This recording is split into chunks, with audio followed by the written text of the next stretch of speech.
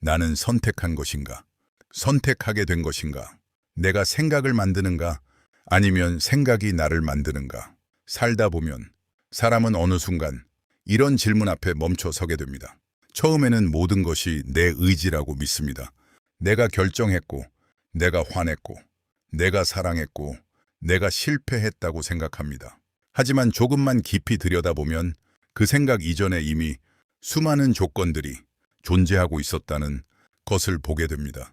어떤 부모 밑에서 태어났는지, 어떤 상처를 겪었는지, 무엇을 두려워하며 살아왔는지, 어떤 시대와 환경 속에 놓여 있었는지, 그리고 명리학에서는 거기에 하나를 더 봅니다. 바로 사주와 운입니다. 같은 사람도 어떤 운에서는 담대해지고 거쳐온 인연과 환경이 지배하는 해서 어떤 운에서는 불안해집니다. 평소 하지 않던 말을 하고 만나지 않을 사람을 만나며 갑자기 삶 전체가 흔들리는 시기도 옵니다. 그래서 고전에서는 운이 오면 사람이 움직인다고 본 것입니다. 그러니 우리는 묻게 됩니다. 내가 결정한 것인가? 결정하게 된 것인가? 사실 인간의 생각은 완전히 독립적으로 생겨나지 않습니다. 몸의 상태, 기억, 감정, 환경, 그리고 흐르는 기운 속에서 생각은 끊임없이 올라옵니다. 화가 강하면 마음이 뜨거워지고 수가 강하면 생각이 깊어지며 금이 지나치면 예민함과 비판이 강해지고 목이 강하면 끊임없이 뻗어나가려 합니다. 즉 생각조차도 우주와 환경의 영향을 받고 있다는 것입니다. 하지만 여기서 중요한 것이 있습니다.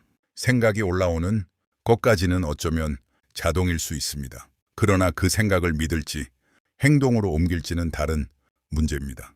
불교에서는 생각을 손님처럼 보라고 합니다. 손님이 찾아왔다고 해서 반드시 집주인이 될 필요는 없습니다. 분노가 올라왔다고 내가 분노 자체는 아니고 불안이 찾아왔다고 내 인생 전체가 불안한 것도 아닙니다. 생각은 지나가는 구름처럼 왔다가 흘러갑니다. 구름이 하늘 자체가 아니듯 생각 또한 나의 본질 전체는 아닐지도 모릅니다. 그리고 사람은 또 묻게 됩니다. 그가 원래 나쁜 사람이었나? 세상이 그를 그렇게 만든 것인가? 사람은 쉽게 결과만 보고 판단합니다. 화를 잘 내면 나쁜 사람, 차갑게 굴면 못된 사람이라고 말합니다. 하지만 많은 경우 그 사람 안에는 오랜 결핍과 상처, 두려움과 생존의 기억이 숨어 있습니다. 사랑받지 못했던 사람은 사람을 밀어내는 법부터 배우고 계속 무시당한 사람은 강한 척하는 방법을 배우며 가난과 불안을 오래 겪은 사람은 집착과 경계심으로 자신을 지키려 합니다.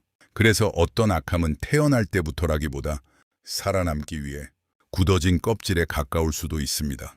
명리에서도 같은 사주라도 어떤 환경을 만나느냐에 따라 전혀 다른 사람이 된다고 봅니다. 살이 강한 사람도 바르게 쓰이면 책임감과 결단력이 되지만 상처 속에서는 공격성과 파괴가 됩니다. 상관이 강한 사람도 자유와 창조가 될 수 있지만 억압 속에서는 독설과 반항으로 변합니다. 그러나 그렇다고 해서 모든 책임을 세상에만 돌릴 수는 없습니다. 상처받았다는 이유만으로 누군가를 상처 줄 권리까지 생기는 것은 아니기 때문입니다. 결국 인간은 환경 속에서 흔들리면서도 그 안에서 어떤 선택을 할 것인가를 끊임없이 마주하는 존재입니다. 어쩌면 자유의지란 완전히 자유롭게 선택하는 능력이 아니라 이미 올라온 감정과 생각 속에서도 한번 멈춰서 바라볼 수 있는 힘인지 모릅니다. 그리고 수행이란 생각을 없애는 것이 아니라 생각과 감정, 상처와 운의 흐름 속에서도 거기에 완전히 끌려가지 않는 연습인지도 모릅니다. 우리는 모두 운에 영향을 받고 환경의 영향을 받으며 상처에 그 영향을 받습니다. 하지만 인간은 그 영향 속에서도 조금씩 자신을 넘어설 가능성을 가진 존재입니다.